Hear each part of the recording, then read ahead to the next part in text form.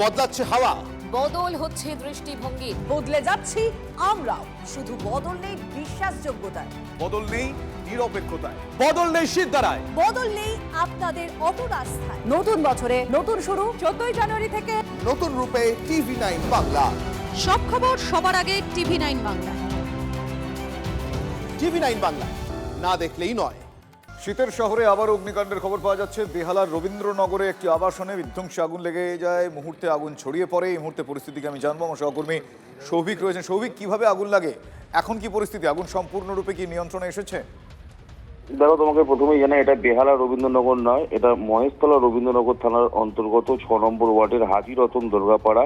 এখানেই একটি 4তলা বিল্ডিং এর দোতলায় আগুন লেগে যায় এবং দোতলায় আগুন লেগে যাওয়ার পরে কিন্তু সেই আগুন ওই ফ্লোরে পুরোপুরিভাবে ছড়িয়ে পড়ে।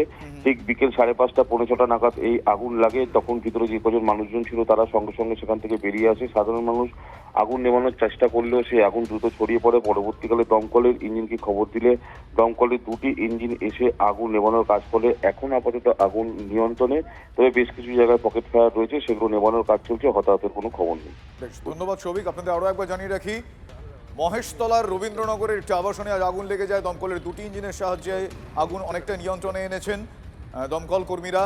এই মুহূর্তে কিছু পকেট ফায়ার রয়েছে। আগুন লাগার পর বিধ্বংসী আকার নেয় সে আগুন, মুহূর্তে সেটা ছড়িয়ে পড়ে, কালো ধোঁয়ায় এলাকা ঢেকে যায়। আগুন নেভাতে প্রথমে স্থানীয়রা হাত লাগিয়েছিলেন, পরে দমকলের 2টি ইঞ্জিনের সহায়তায় আগুন নিয়ন্ত্রণে আনতে সক্ষম হয়েছেন দমকল কর্মীরা।